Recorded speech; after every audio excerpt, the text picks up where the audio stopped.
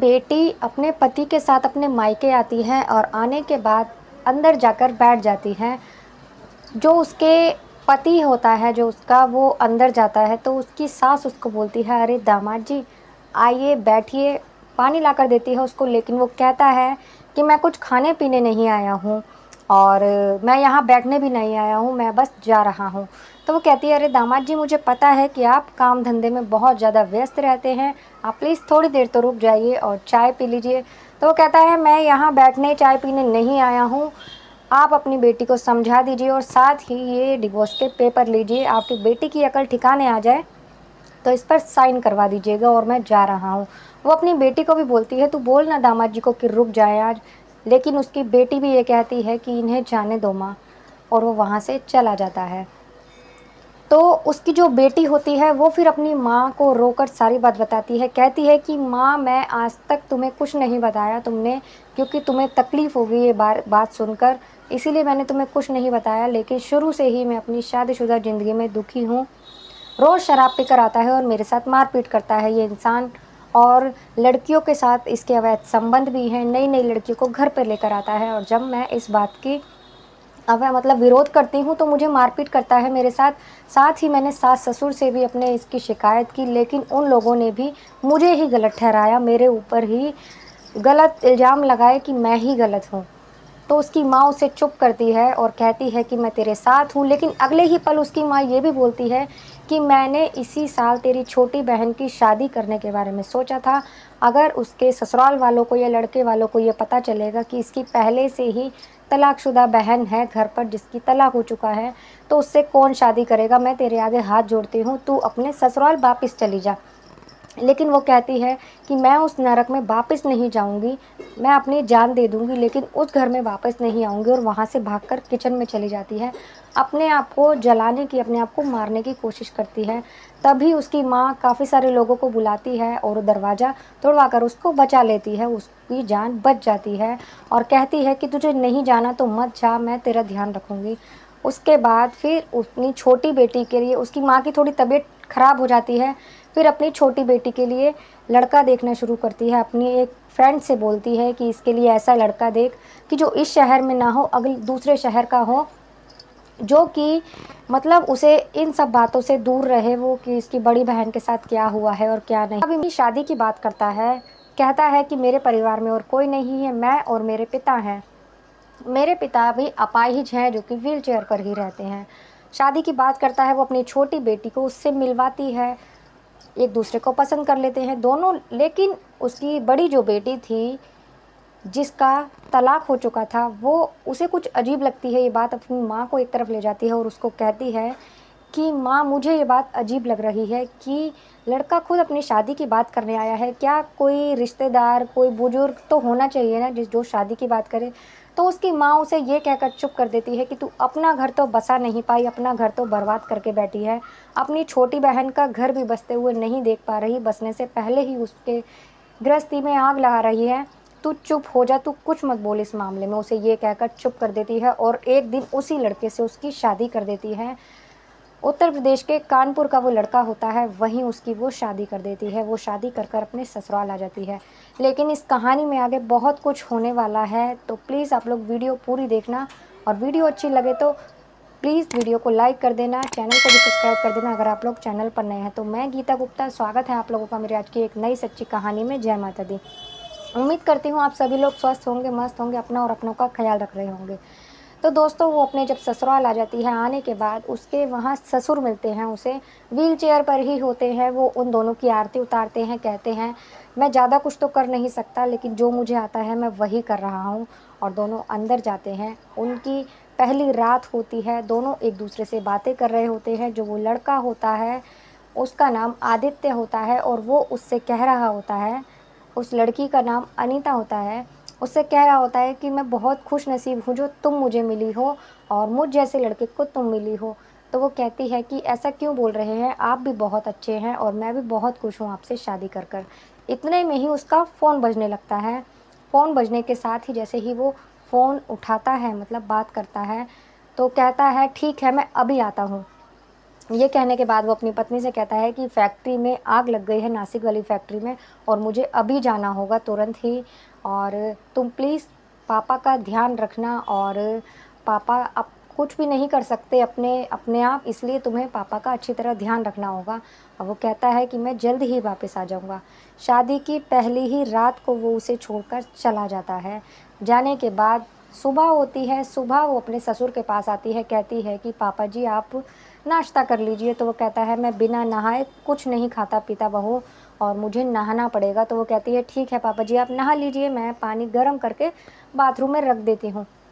लेकिन वो कहता है मैं अपने आप नहा नहीं सकता, मुझे नहलाना पड़ता है, क्या तुम मुझे नहला दोगी? तो उसे बड़ा अजीब लगती है ये बात कि वो कहती है कि पापा जी मैं कैसे आपको नहला सकती हूँ?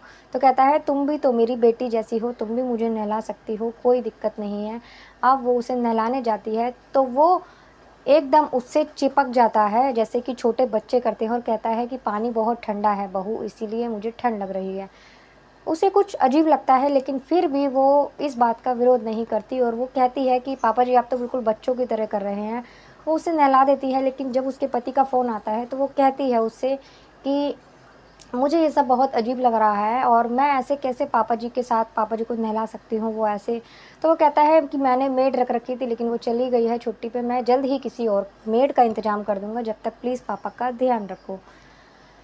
ऐसा करते हुए निकलते जाते हैं, लेकिन उसके ससुर की जो हरकत इस दिन पर दिन बढ़ती जाती है, वो उसे अलग-अलग तरीके से टच करने की कोशिश करता है, और जब रात होती है, रात को भी वो डर का बहाना बनाकर कि मुझे ज़रूरत पड़ती है, मैं अपने आप कुछ नहीं कर सकता, नए-नए बातों से कभी उसके कमरे में आ जाता है, कभी कहता है मेरे सर में दर्द हो रहा है, बाम लगा दो, ऐसे ही उसकी हरकत बढ़ती रहती है। और एक कोरियर भी आता है, कोरियर आने के बाद उसके पति का भी फ़ोन आ जाता है तुरंत, और वो कहता है कि एक कोरियर आया है घर पर, इसे मेरे नासिक वाले एड्रेस पर भेज दो, और प्लीज़ इसे खोल के मत देखना, क्योंकि सरकारी कागज़ होते हैं, अगर इसमें खोला खाली करी इसे तो कोई प्रॉब्लम हो सकती है, उसके हमें लेने के देने पड़ जाएँगे, इसीलिए तुम कोई भी कोरियर खोल के मत देखना।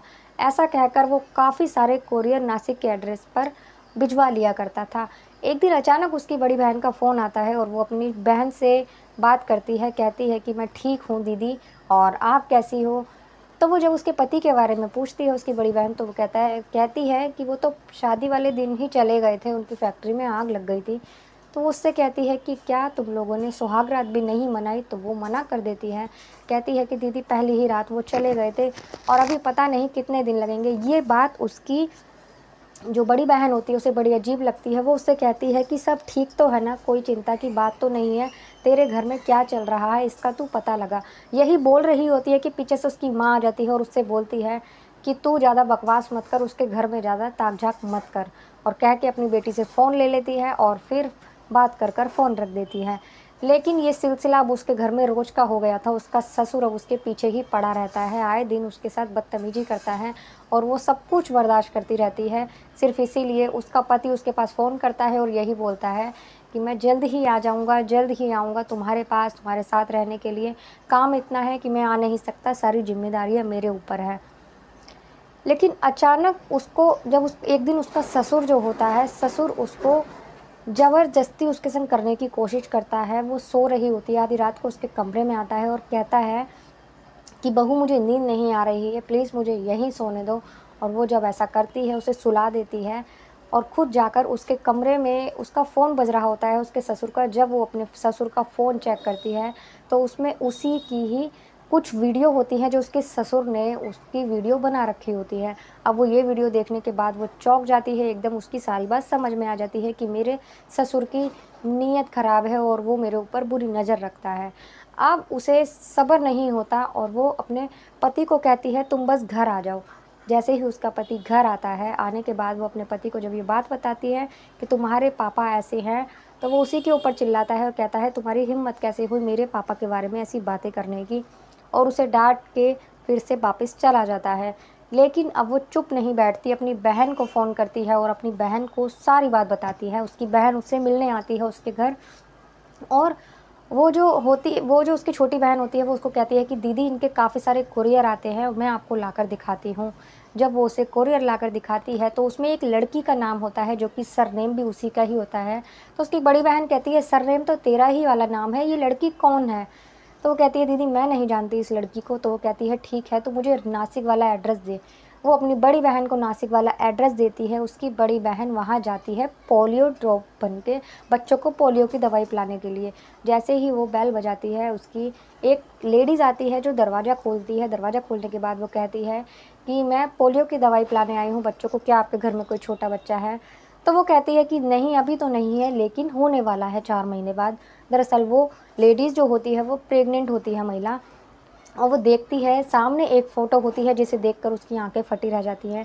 वो फ़ोटो किसी और की नहीं होती, उसकी छोटी बहन के पति की और उसी महिला की होती है, क्योंकि वो महिला उसके ही छोटी बहन के पति की पत्नी होती है। दोनों पति पत्नी होते हैं, वो पहले से ही शादीशुदा था, धोखे से उसने शादी की थी उससे। अब वो जब देखती है तो उसे पानी के लिए अंदर भेजती है, पानी का बहाना कर कर। अब उसके फ़ोन से, अपने फ़ोन से वो फ़ोटो खींच लेती है और जाकर अपनी बहन को दिखाती है कि तेरे पति ने झूठ बोला है, वो पहले से ही शादीशुदा है, इस लड़की से उसकी शादी हो चुकी है, ये उसकी पत्नी है और वो प्रेग्नेंट भी है। अब वो सच्चाई सामने लाने के लिए एक चाल चलती हैं। वो अपने ससुर को नींद की दवाई मिलाकर उसे पिला देती है, और उसके ससुर की तो रोज़ की ही आदत थी, वो रोज़ उसके कमरे में आ जाया करता था और उसको कहता था कि बे बहू मुझे यहीं सोना है। उस दिन भी वो ऐसा ही करता है, वो आ जाता है, वहीं सो जाता है, लेकिन पहले से ही उसे नींद की दवाई दे रखी होती है, तो वो गहरी नींद में सो जाता है उस दिन। लेकिन जब उसकी आँख खुलती है तो उससे उसकी बहू होती है वो उसी बिस्तर पर ही पड़ी होती है, उसके कपड़े इधर-उधर होते हैं। तो वो कहती है पापा जी आपने मेरे साथ ये क्या किया? अब मैं कैसे मुँह दिखाऊँगी सबको, आपने क्या किया? मैं तो आपकी बेटी जैसी हूँ। तो उसका जो ससुर होता है वो कहता है तुम चिंता मत करो, कुछ नहीं होगा, और ये प्लीज़ ये बात किसी को मत बताना। वैसे भी जो तुम्हारा पति है वो मेरे लिए ही तो तुम्हें शादी कर कर लेकर आया था। वो तो पहले से ही अपनी पत्नी के साथ नासिक में खुश है, तुम्हें मेरी सेवा करने के लिए ही लाया था। तुम किसी को ये बात मत बताना और मैं तुम्हें बहुत खुश रखूँगा। वो ये कहता है उससे, तो वो कहती है कि सच में पापा जी? तो वो कहता है हाँ।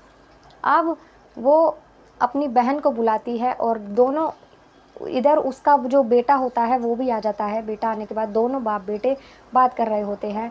अचानक एक खबर मिलती है उसके बेटे के पास, उसकी बड़ी बहन फ़ोन करती है उसकी पत्नी की और कहती है कि मुबारक हो, तुम बाप बनने वाले हो। तो वो कहता है मैं बाप बनने वाला हूँ। वो इधर अपने घर आता है और अपने पिता को उल्टा-सीधा बोलता है कि बुड्ढे तुझे ज़रा भी सब्र नहीं हुआ, तूने उसे प्रेग्नेंट कर दिया और तुझे सब्र नहीं था, वो तेरी बहू है। तो वो कहता है चुप कर तू, बहू तो वो है जो तेरे साथ नासिक में रहती है, ये जिसको तू मेरे लिए ही लाया था। दोनों बात कर रहे होते हैं कि अचानक दोनों बहन पुलिस के साथ आ जाती हैं और दोनों को रंगे हाथ पकड़वा देती हैं।